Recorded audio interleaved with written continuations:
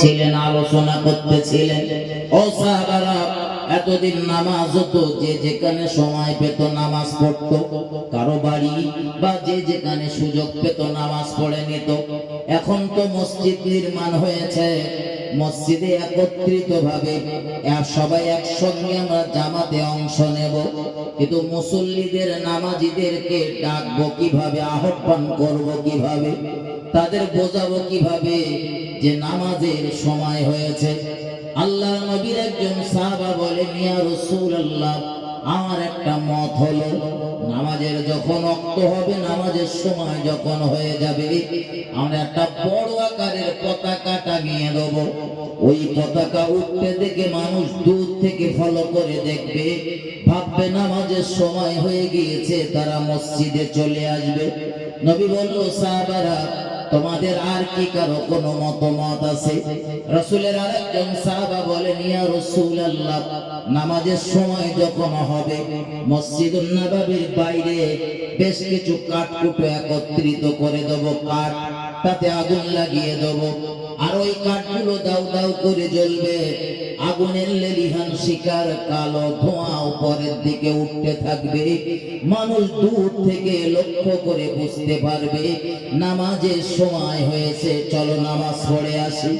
নবীর আরেকজন সাহাবা বলেন, ইয়া রাসূলুল্লাহ, নামাজের সময় হলে ওই এক মুখো ঢোল নামীয় বাদ্যযন্ত্রটা মহল্লার একদিক থেকে বাজাতে বাজাতে অপর দিকে চলে যাব, মানুষ বুঝে নেবে নামাজের সময় হয়েছে।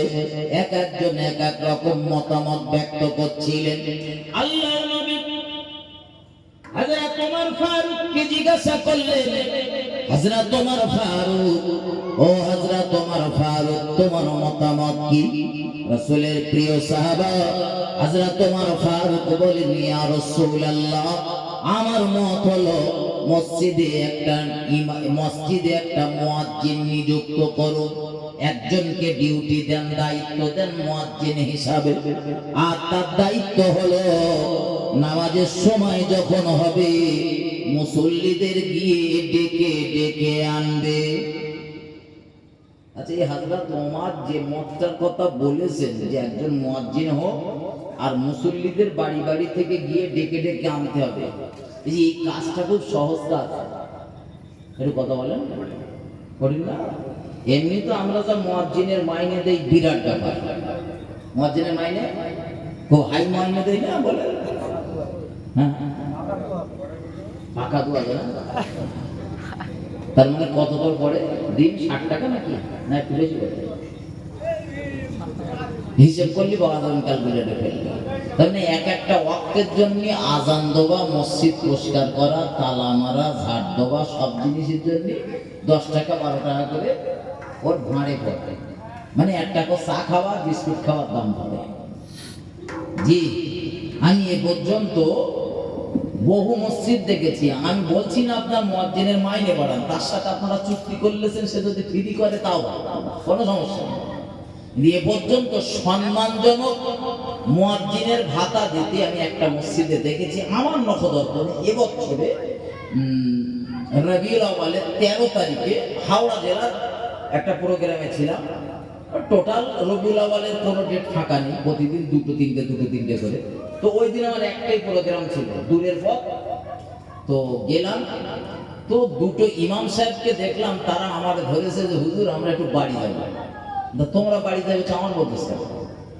তো আমাদের বাড়ি তো 24 পরগনায়, তা আপনার গাড়িতে একটু যাবো। আচ্ছা ঠিক আছে, তা আমি তো নামবো 12টায়, তারপরে তো যেতে হবে, তার আগে তো আর আমি যাবো না। ওরা তাই হবে। তো ইমাম সাহেব দুটোর গাড়িতে আমি তুলে নিল, ওরা বাপ বেটা। তো আস্তে আস্তে আমি ওদের জিজ্ঞাসা করলাম, ভাই কিছু মনে নেবেন না, যদিও এগুলো জিজ্ঞাসা করা ঠিক না, তারপরেও জিজ্ঞাসা করছি, ভাই ইমাম সাহেবদের মুয়াজ্জিনদের দুর্দশা আমি একটু জানি, একটু বুঝি। তো আপনারা যে বাড়ি ছেড়ে এত দূরে থাকেন, তো এরা সম্মানজনক স্যালারি আপনাদের দেয় তো, ভাতা দেয় তো? তা প্রবীণ লোকটারে দেখলাম হাসতে হাসতে বললো, হুজুর আমি এখানে অনেকদিন রয়েছি, তা আল্লাহ পাকের শুকরিয়া, ওরা আমার যা দেয় আমার আর অন্য কোনো কাজ করার প্রয়োজন হয় না। আমি সারাদিন ওদের গ্রামে পড়ে থাকি, ছোট ছোট বাচ্চা থেকে আর বুড়ো বুড়ি যা আছে, যে যখন যা পড়াশোনার কথা বলে সবার পড়াই। 5 পয়সা আনলেই কিন্তু কত দেয় এরা? তা বলে আমি ইমাম হিসাবে এরা আমার মাইনে দেয় 17,000 টাকা। কত মাইনে বলেন?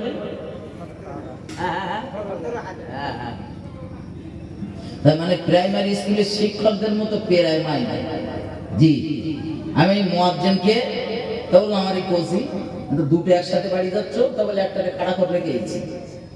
মাসে 6 দিন ছুটি দেয়, আমরা 2 বাপ বেটা থাকি।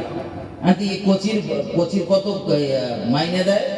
তাও তো কোচির দেয় 12,000। আলহামদুলিল্লাহ।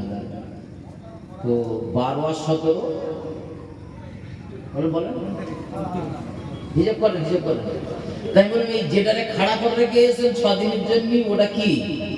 তা বলতো ওটা সানি ইমাম, দ্বিতীয় ইমাম। তাহলে ওর ভাতা কত? তাহলে ওরে দেয় 14,000 টাকা। কত দেয় বলেন? এর নাম বলে সম্মানজনক ভাতা। তা সে মসজিদও দেখবেন সেইরকম কারুকার্য করা। আমাদের মধ্যে এরকম গরিব এলাকা না, খুব কারুকার্য করা মসজিদ। তার মধ্যে জিজ্ঞাসা করলাম, ভাই এই এত টাকা তোরা ইমাম সাহেবের দিস কি করবে? মাসে এত টাকা তো তুলতে হয়, শুধু ইমামের দেবো বললে তো হবে না। দিস কিভাবে বলতে দেখে শোন। ইমাম সাহেব আমার বললো যে হুজুর শোনেন, এই আমাদের মসজিদ কমিটি খুব কড়া।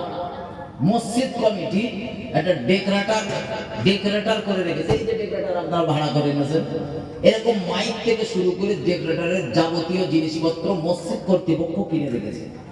আর টোটাল গ্রামের মানুষের বিয়ে থেকে শুরু করে হাজামরা যাই হোক না কেন, মালপত্র সব ওই মসজিদের ডেকরেটার থেকে নিতে হবে। একটা বিরাট পয়সা রোজগার হয় ওখানে। এর কারণে আমাদের ইমাম মুয়াজ্জিনদের ভাতা দিতে কখনো কোনো সমস্যা হয় না। বুঝতে পেরেছেন কিছু? আর আমরা তো কখন এটা 10 টাকা দেবে সেই আশায় বসে রয়েছি ইমাম সাহেবের মাইনা। ইমামের মাইনা বাড়ে, এতে মসজিদেরও ডেভেলপ হবে, ইমাম মুয়াজ্জিনরাও সম্মানজনক ভাতা পাবে। রাগ করলে হবে না ভাই। আমি কেন বলতেছি জানেন? খুব দুঃখের সাথে বলতেছি, ইমামের মাইনে দেয় 3,000। বহু মসজিদ আছে, গত কয়েকদিন আগে লাইভ চলছে, তারপরেও বলতেছি সাতচুড়া, বসিরহাট থেকে 12-14 কিলোমিটার দূরে সাতচুড়া বাজার। ওই সাতচুড়া বাজার থেকে 2-3 কিলোমিটার ভেতরে একটা গ্রামটার নাম আর বলবো না, লাইভ চলছে। তো আমি ছিলাম এই 4-5 দিন মতো আগে। তো ওই মসজিদের ইমাম সাহেব খুব দুঃখ করে আমার বলতেছে, হুজুর জানেন এরা, আমি আজ 4 বছর এখানে ইমামতি করতেছি, এরা আমার মাইনে দেয় 2,500 টাকা। কত বলেন? 2,500 টাকা। আমি ওরে বললাম, ভাই তুই যদি বাঁচতে চাস, রাস্তার ধারে একটা দোকান লে যা, চার দোকান করবে। তোর ইমামতি করতে হবে না, একটা চার দোকান করে খেয়ে যাও, আল্লাহ তো সম্মানজনক রিজিকের ব্যবস্থা করে দেবে। আমি যেটা বোঝাতে চাচ্ছি ভাই, মাথায় নাই। তাহলে মুয়াজ্জিন নিযুক্ত করা হলো। মক্কা মদিনায় মুয়াজ্জিনদের বিরাট ইজ্জত বলো, আমার দেশে ইজ্জত নেই। আমার দেশে মুয়াজ্জিনদের ইজ্জত নেই, মক্কা মদিনায় বিরাট ইজ্জত। হযরত বেলাল হাবশিকে মুয়াজ্জিন নিযুক্ত করা হলো। বেলাল রাদিয়াল্লাহু তাআলা আনহুর ডিউটি হলো নামাজের সময় হলে মুসল্লিদের গিয়ে গিয়ে ডেকে আনে। কত কঠিন ডিউটি বোঝে। কিন্তু সেদিন দেখা গেল ভোরবেলা রাসূলের কয়েকজন সাহাবা পর এলেন আল্লাহর নবীর নিকটে, একটা করে স্বপ্নের কথা বর্ণনা করলেন। আমরা দেখবেন প্রায় মানুষ স্বপ্ন দেখি, সারা জীবনে স্বপ্ন দেখিনি একটা এরকম মানুষ মনে হয় আপনাদের মহল্লায় নেই। খারাপ হোক ভালো হোক, যে কোনো একটা না একটা স্বপ্ন দেখেছে। স্বপ্ন দেখে আমরা হেলায় ফেলায় উড়িয়ে দেই, হেই হুই তুই করে উড়িয়ে দেই। স্বপ্ন বলো হেলায় ফেলায় উড়িয়ে দেওয়া জিনিস না। আল্লাহর নবী মুহাম্মদুর রাসূলুল্লাহ বলেছেন, মুমিনের স্বপ্ন হলো 3 প্রকার। রাসূল বলেছেন, হাদিসটি মিশকাত শরীফে রয়েছে, হাদিসটি বুখারী শরীফে রয়েছে, হাদিসটি মুসলিম শরীফের ভিতরে রয়েছে। তিনটি প্রামাণ্য কিতাবের ভিতরে হাদিসটা রয়েছে। আল্লাহ নবী বলেন মুমিনের স্বপ্ন হলো তিন প্রকার।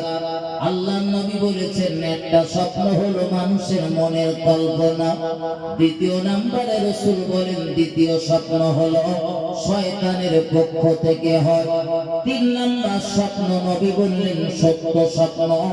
আর এই সত্য স্বপ্নের কথা বলতে গিয়ে রাসূল বললেন এই সত্য স্বপ্ন হলো নবুয়তের 46 ভাগের এক ভাগ। একটু মহব্বত করে বলুন সুবহানাল্লাহ, আরো জোরে বলুন সুবহানাল্লাহ। এটা মুমিনের স্বপ্নের কথা বলা হলো, কিন্তু নবী রাসূলরা যে স্বপ্নগুলো দেখেন ও স্বপ্নগুলো নবুয়তের 46 ভাগের এক ভাগ নয়, বরং ও স্বপ্নগুলো হলো সরাসরি ওহী। একটু মহব্বত করে বলুন সুবহানাল্লাহ। এজন্য নবী ইব্রাহিম আলাইহিস সালাম স্বপ্ন দেখেছিলেন তার প্রিয় বস্তু কুরবানি দেওয়ার জন্য। তিনি তার নিজের বেটারে কুরবানি দিতে গিয়েছিলেন, তিনি হলো স্বপ্ন দেখেছিলেন। নবীদের স্বপ্ন হলো ওহী। ও বাবাজি ভাই জানেন, জিবরাইল আমিন আলাইহিস সালাম নবী রাসূলদের কাছে যেটা সরাসরি নিয়ে আসেন ওটাও যেমন ওহী। নবী রাসূলরা ঘুমের ভিতরে যে স্বপ্নটা দেখেন ওটাও ওহী। এজন্য রাসূলের দরবারে স্বপ্নের কথা বলা হলো। আর আমার রাসূলুল্লাহর একটা অভ্যাস ছিল, মাঝে মধ্যে নবী মসজিদুন নববীতে নামাজ সমাদা হবার পর ফজরের নামাজের পরে মুখটা ঘুরিয়ে বসতেন আর রাসূল জিজ্ঞাসা করতেন, ও সাহাবারা তোমরা কে কি স্বপ্ন দেখেছো একটু বলো। কারণ স্বপ্ন হেলায় ফেলায় ফেলে দেওয়া জিনিস না। ভালো স্বপ্ন দেখলে কিছু আমলের ব্যাপার রয়েছে, খারাপ স্বপ্ন দেখলে কিছু আমলের ব্যাপার রয়েছে। আজ এই বিষয়ে আলোচনা করার মক্ষম সময় আমার আর নেই। বন্ধু আমার বিদায় নেব, বিদায় নেবার আগে শেষ কটা কথা মাথায় নেন। আল্লাহর হাবিব সাল্লাল্লাহু আলাইহি ওয়াসাল্লামের দরবারে রাসূলের কয়েকজন সাহাবা এলো, তারা একটা করে স্বপ্নের কথা বর্ণনা করলেন। স্বপ্নের ভিতরে তারা কয়েকটা শব্দ শুনতে পেয়েছে। ওই শব্দগুলো রাসূল জিজ্ঞাসা করলেন, শব্দগুলো কি তোমাদের মুখস্থ আছে নাকি? তারা স্বপ্নগুলো বললেন, একবার এক একজন তাদের মতো করে ব্যক্ত করলেন যে আমরা এই শব্দগুলো শুনেছি। আল্লাহু আকবার, আল্লাহু আকবার, আশহাদু আল্লা ইলাহা ইল্লাল্লাহ, আশহাদু আন্না মুহাম্মাদার রাসূলুল্লাহ, হাইয়া আলাস সালাহ, হাইয়া আলাল ফালাহ, আল্লাহু আকবার, আল্লাহু আকবার, লা ইলাহা ইল্লাল্লাহ। ও বাবাজি ভাই জানেরা, এই শব্দগুলোর কথা রাসূলের সাহাবারা যখন বললেন, আল্লাহর নবী বলেন, ও সাহাবারা গত রাতে তোমরা যে স্বপ্নটা দেখেছো, আমি রাসূলুল্লাহ আমি নিজেও তো আজ রাতে স্বপ্নটা দেখেছি। আমি আগেই বলেছি নবীদের স্বপ্ন মানে হলো ওহী। নবীদের স্বপ্ন মানে সাহাবারা দেখেছেন নবুয়তের 46 ভাগের এক ভাগ। নবীর নবুয়তের জিন্দেগি 23 বছর, 23 ডবল 46, 46 এক ভাগ। মুসলমানের স্বপ্ন সত্য স্বপ্ন যেটা, বন্ধুরে আমার, আর নবীদের স্বপ্নগুলো হলো নবুয়তের 46, নবীদের স্বপ্নগুলো হলো ওহী। এজন্য নবী ডেকে বললেন, সাহাবারা এই শব্দগুলো হযরত বেলালকে শিখিয়ে দাও। আজ থেকে বেলাল মসজিদুন নববীতে এই শব্দগুলোর দ্বারা মুসল্লিদের নামাজের জন্য ডাকবে। একটু মহব্বত করে বলুন সুবহানাল্লাহ। এই তৈরি হলো আযান। রাসূল জন্ম নেওয়ার 50-52 বছর পরে, তাই রাসূলের জন্মের পিরিয়ডে আযান ছিল না, রাসূলের কানে আযান শোনানো হয়নি। তবে একদম যে নবীর কানের কাছে আযান শোনানো হয়নি কথা বললে আমার ভুল হবে। কারণ আল্লাহ রাসূলকে নিয়ে কাবার চত্বরে দাঁড়িয়ে রাসূলের দাদু দোয়া করতেছিলেন।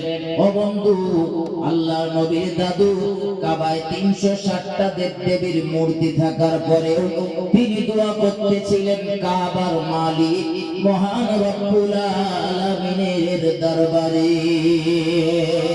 আমার ভাই ও বাবাজিরা আমার, মুনাজাত যখন আমরা করি খেয়াল করবেন, বারবার আমরা আল্লাহকে ডাকি, আল্লাহ আপনি আমাদের ক্ষমা করে দেন, আল্লাহ আমার বড় রুজির কষ্ট, আমার ইজ্জতের রিজিকের ব্যবস্থা করে দেন, আল্লাহ আমার সম্মানের রিজিক দান করুন, আল্লাহ আমি বড় অভাবগ্রস্ত হয়ে পড়েছি, আল্লাহ আমার ঋণগুলো পরিশোধ করে দেন, আল্লাহ আমি অসুস্থতার ভিতরে পড়েছি, আমার অসুস্থতা দূর করে দেন।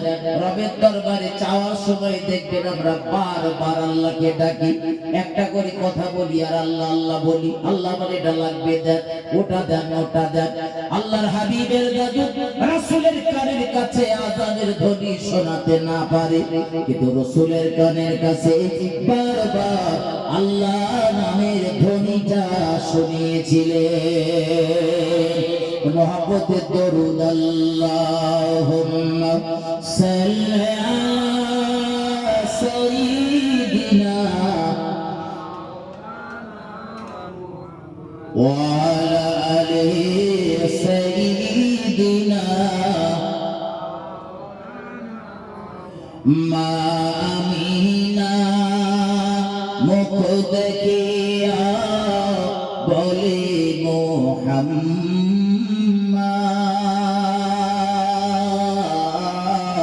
আর দুঃখে ভরা কপাল রে তোর অমর সোনার চাঁদ, মায়ামিনার দুটি চোখে অশ্রু ঝরে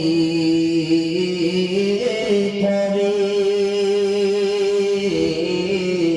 আর বিশ্ব নবী এতিম হয়ে এলো আমার কোলে, ভাই আপা যে তার নেই মাথা কে বুলাবে,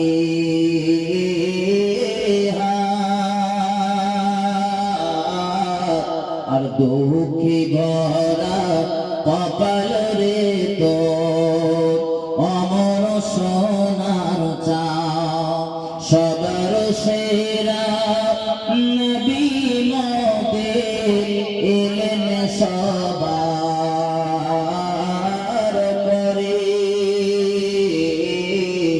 আশিকের সবার পাপ লাগে খালি গায়ে ঘরে, খুরমা পানি খেয়ে নবী কাটাই কত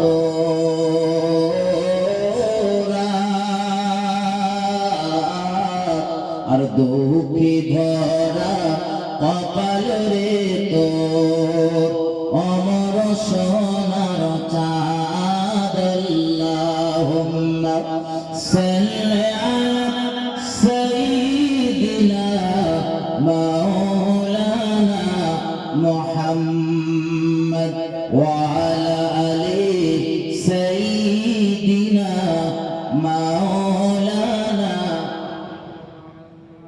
আমার ভাইজানেরা, ঠান্ডা মাথায় বুঝুন, গভীরভাবে উপলব্ধি করুন, আল্লাহ পাকের নবী জনাবে মুহাম্মদুর রাসূলুল্লাহ সাল্লাল্লাহু আলাইহি ওয়াসাল্লামের কানের কাছে আল্লাহ আল্লাহ ধ্বনি শোনানো হয়েছিল।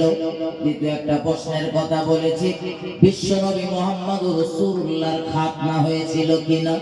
ও বাবাজি ভাইজানেরা, রাসূলুল্লাহর খাতনা হয়েছিল, তবে দুনিয়ার কোন হাজাম আমার নবীর খাতনা দেয়নি। মহান আল্লাহ তার প্রিয় নবীকে মায়ের গর্ভে থেকে খাতনা করা অবস্থাতে পৃথিবীর জমিনে প্রেরণ করেছিলেন। এবং মহব্বত করে বলুন সুবহানাল্লাহ, আরো জোরে বলুন সুবহানাল্লাহ। ও বাবাজি ভাইজানেরা, আল্লাহর হাবিব সাল্লাল্লাহু আলাইহি ওয়াসাল্লামের জন্মের 7ম দিনে আমার নবীর জন্য আকিকা হলো, মাথার চুলগুলো কাটা হলো, হাতে পায়ের নখগুলো কাটা হলো, ওগুলো দাড়ি পাল্লার একদিকে রেখে সমপরিমাণ সোনা অথবা রূপা গরিব দুঃখী অসহায়দের ভিতরে দান করে দেওয়া হলো। আল্লাহর নবীর সুন্দর অর্থবোধক দুটো নাম রাখা হলো মুহাম্মাদুর রাসূলুল্লাহ সাল্লাল্লাহু আলাইহি ওয়াসাল্লাম। মায়ের কোলে তিল তিল করে বড় হচ্ছিলেন। আল্লাহর নবীর বয়স তখন 2 মাস। বিশ্ব নবী এই 2 মাস পর্যন্ত দুজন মহিলার দুগ্ধ পান করেছেন। আল্লাহর নবী এই দুজন মহিলার দুগ্ধ পান করেছিলেন 2 মাস পর্যন্ত। একজনের নাম হলো রাসূলের আম্মা জান আমিনা, দ্বিতীয় জনের নাম হলো রাসূল পরিবারের দাসী সুয়াইবিয়া। আর 2 মাস বয়স থেকে 2 বছর পর্যন্ত নবী আর একজন মহিলার দুগ্ধ পান করেছিলেন। ওই মহিলাটার নাম হলো হযরত হালিমাতুস সাদিয়া রাদিয়াল্লাহু তাআলা আনহা। যে মহিলাটার বাড়ি হলো তায়েফ নগরীতে। কেউ কেউ বলতে গিয়ে হয়তো টানের মুখে বলে ফেলে যে রাসূলের দুধ মাতার বাড়ি মদিনাতে। আসলে রাসূলের দুধ মাতার বাড়ি মদিনায় নয়, রাসূলের দুধ মাতার বাড়ি হলো তায়েফ নগরীতে। ও বাবাজি ভাই জানেরা, যদি বলেন দলিল দান দলিল নেন। যেদিন আল্লাহর নবী মুহাম্মদুর রাসূলুল্লাহ তায়েফ সফরে গিয়েছিলেন নেতাদের কাছে আশ্রয় চাইতে, নেতাদের কাছে সাহায্য চাইতে, শুধু নবী কলেমার দাওয়াত দেওয়ার জন্য যায়নি। কলেমার দাওয়াত দেওয়ার পাশাপাশি মক্কার নেতাগুলো রাসূলকে বড্ড জ্বালাতন করত বলে তায়েফের নেতাগুলোর কাছে আশ্রয় চাইতে গিয়েছিলেন, সাহায্য চাইতে গিয়েছিলেন। তায়েফের নেতাগুলো আল্লাহর নবী মুহাম্মদুর রাসূলুল্লাহ সাল্লাল্লাহু আলাইহি ওয়াসাল্লামকে আশ্বস্ত করেছিলেন সাহায্য করবেন বলে। এই ইতিহাস আপনাদের জানা বলতে চাচ্ছি না, 1 মিনিটের জন্য মাথায় নেন। যে পয়েন্টটা না বললে নয় সেইটা মাথায় নেন। আল্লাহর নবী মুহাম্মদুর রাসূলুল্লাহকে ওই তায়েফের নেতারা আশ্বস্ত করেছিলেন, আর এদিকে ছোট ছোট বাচ্চাদের লেলিয়ে দিয়েছিলেন। ছোট ছোট বালক বালিকারা বিশ্ব নবী মুহাম্মদুর রাসূলুল্লাহকে কাঁকর পাথর ছুঁড়ে মারতেছিলেন। ওই সময় কেউ একজন ছুটে গিয়ে রাসূলের দুধ মাতা হযরত হালিমাতুস সাদিয়াকে ডাক দিয়ে বলতেছিলেন, ওগো হালিমাতুস সাদিয়া, বোন হালিমাতুস সাদিয়া রে, মক্কা নগরী থেকে কাবার এলাকা থেকে একটা ছেলে এসেছে এই তায়েফ নগরীতে। ছেলেটার নাম মুহাম্মদ সাল্লাল্লাহু আলাইহি ওয়াসাল্লাম। তবে ব্যক্তিটার দেখে মনে হলো যে বাচ্চাটা ছোটবেলায় আপনার কোলে দুধ পান করত। মনে হয় সেই ছেলেটাই আজ মক্কা ছেড়ে তায়েফের জমিনে এসেছে। নিজেকে নবী বলে দাবি করেছে। ছোট ছোট বাচ্চারা তাকে কাঁকর আর পাথর ছুঁড়ে ছুঁড়ে মারতেছে। আল্লাহর নবী মুহাম্মদুর রাসূলুল্লাহর দুধ মাতা হযরত হালিমাতুস সাদিয়া পাগলিনীর মতো ঘর থেকে বেরিয়ে পড়লেন, দৌড়াতে শুরু করলেন। ও তায়েফের বাচ্চারা, তোরা আমার দুধ বেটা মুহাম্মদকে মারিস না। আমার দুধ সন্তান মুহাম্মদ উন্মাদ হতে পারে না। আমার বেটা মুহাম্মদ পাগল নয়, তোরা তার উপরে জুলুম করিস না।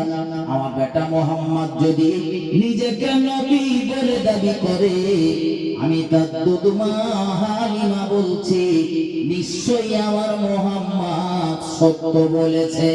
একটু মহব্বত করে বলুন সুবহানাল্লাহ, আরো জোরে বলুন সুবহানাল্লাহ।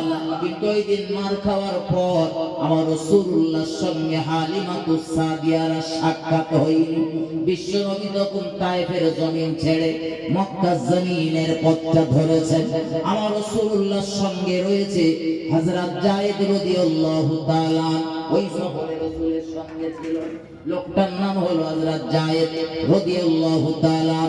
এই যায়েদ রাদিয়াল্লাহু তাআলা তিনি ছিলেন আমার দয়ার নবী রাসূলুল্লাহ সাল্লাল্লাহু আলাইহি ওয়াসাল্লামের পালিত বেটা।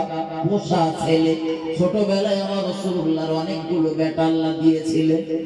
পুত্র সন্তানগুলো ইন্তেকাল করার কারণে, মারা যাবার কারণে আল্লাহর নবী অপরের একটা বেটারে লালন পালন করেছিলেন। সেই বেটাটার নাম হলো যায়েদ রাদিয়াল্লাহু তাআলা। ওই যায়েদ রাদিয়াল্লাহু তাআলা ওকে নবী বলতেছিলেন, বাবা যায়েদ, তোমার পটলার ভিতরে একটা কাপড়ের টুকরা রয়েছে, ওটা বার করো। হযরত যায়েদ কাপড়ের টুকরাটা বার করলেন। আর বার করার পর আল্লাহর নবীকে জিজ্ঞাসা করলেন, ইয়া রাসূলুল্লাহ, ইয়া হাবিবাল্লাহ, হুজুর, এই কাপড়ের টুকরাগুলো নিয়ে কি আপনাদের ক্ষত স্থানগুলোতে ব্যান্ডেজ করে দেব যাতে রক্ত বার না হয়? নবী বললেন, বাবা যায়েদ, আমার দেহে ব্যান্ডেজ করার প্রয়োজন নেই, বরং ওই নেকড়ার টুকরাটা নিয়ে আমার গোটা দেহের রক্তগুলো তাড়াতাড়ি মুছে ফেলো। খবরদার খেয়াল রেখো আমার এক ফোঁটা রক্ত যেন জমিনে না পড়ে, কারণ আমি রাসূলুল্লাহ তাইফবাসীদের জন্য বদদুয়া না করলেও আমার দেহের রক্ত যদি জমিনে টুপিয়ে টুপিয়ে পড়ে, তাইফের জমিন তাইফবাসীদের ছেড়ে দেবে না, এক্ষুনি ভূমিকম্প শুরু হয়ে যাবে। হযরত যায়েদ রাদিয়াল্লাহু তাআলা ওই নেকড়ার টুকরা দিয়ে নিজের দেহের রাসূলের দেহের রক্তগুলো মুছতেছিলেন।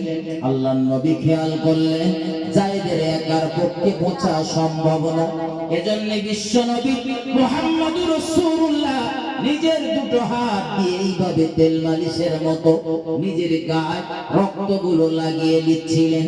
ঠিক তখনই এক ফোঁটা রক্ত আমার রাসূল এবং যায়েদের চোখের অগোচরে এক ফোঁটা রক্ত তখন জমিন অভিমুখে রওনা দিয়েছে, আমার নবীর দেহ থেকে ঝরে গিয়েছে। পরবর্তীতে হযরত জিবরাইল আমিন বলছিলেন, ইয়া রাসূলুল্লাহ, মহান আল্লাহ দুনিয়ার জমিনের বহু কাজ আমার দ্বারা করিয়ে নিয়েছে, তার ভিতরে দুটো তিনটে কাজ হলো অত্যন্ত কঠিন, আর তার ভিতরে একটা কাজ হলো যেদিন তাইফ নগরীতে আপনি আর আপনার পালিত বেটা যায়েদ নিজের দেহের রক্তগুলো মুছতেছিলেন, এক ফোঁটা রক্ত যেন জমিনে না পড়ে সেই অপেক্ষায় ছিলেন। কিন্তু ইয়া রাসূলুল্লাহ, আপনাদের চোখের অগোচরে এক ফোঁটা রক্ত জমিন অভিমুখে রওনা দেয়, আর আমার আল্লাহ আমাকে ডাক দিয়ে বলেন, জিবরাইল, ও জিবরাইল, জলদি করে পৃথিবী পৃষ্ঠে নেমে যাও, আর আমার নবী মুহাম্মদুর রাসূলুল্লাহ সাল্লাল্লাহু আলাইহি ওয়াসাল্লাম তার দেহে যে ফোঁটা রক্তটা জমিন অভিমুখে রওনা দিয়েছে, ওই রক্তের ফোঁটাটা যেন জমিনে না পড়ে, ওটাকে তুমি গ্রহণ করো, ধরে নাও। হযরত জিবরাইল আমিন বলেন, ইয়া রাসূলুল্লাহ, অত্যন্ত দ্রুত গতিতে পৃথিবী পৃষ্ঠে নেমে এলাম, আর আমি আপনার দেহের নিম্ন দেশে আমার ডানা দুটো পিছিয়ে দিলাম। এক মুহূর্তের ভিতরে দেখলাম আপনার ওই ঝরা রক্তটা আমার ডানার উপরে পতিত হয়েছে, আর আল্লাহ পাক তাইফবাসীদের অবশ্যম্ভাবী ধ্বংসের হাত থেকে মহান আল্লাহ রক্ষা করেছেন। একটু মহব্বত করে বলুন সুবহানাল্লাহ, আরো জোরে বলুন সুবহানাল্লাহ, ভক্তি ভরে দরুদ আল্লাহুম্মা সাল্লি আলা